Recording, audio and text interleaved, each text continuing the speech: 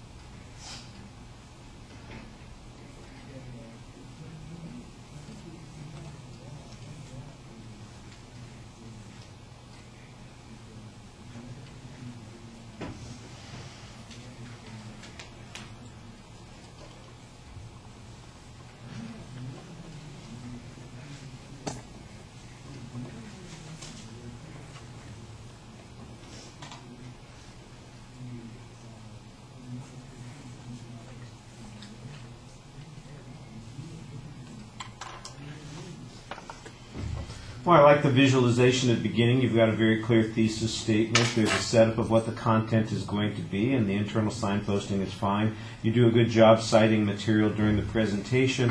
I do think that the material never gets any further than the research that you did, and the absence of personal examples or stories or anecdotes makes it a little bit less interesting than it could have been otherwise.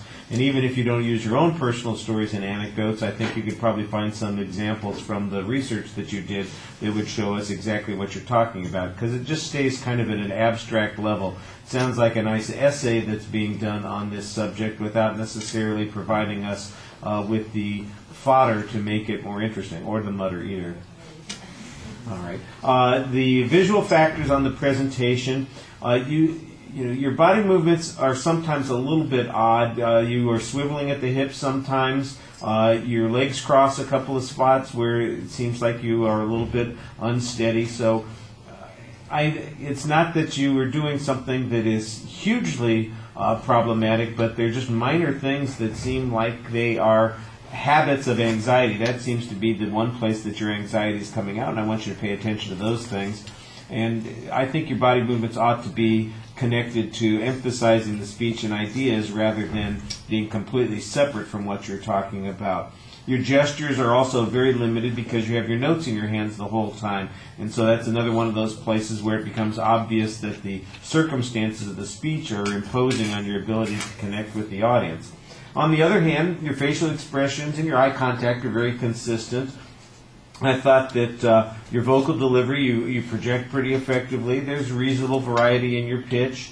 Sometimes in the reading it sounds a little bit clipped when you're talking, and I think that that's one of those things because you're focusing so much on the written research that you've got that you don't really relax and just speak to us a little bit more naturally. And I think that in preparing and practicing the speech, that would have helped you actually be more natural. It might sound strange that practice would make you more natural, but it does because it takes you out of that, just the content issue delivery and reminds you that you are trying to connect with an audience some more.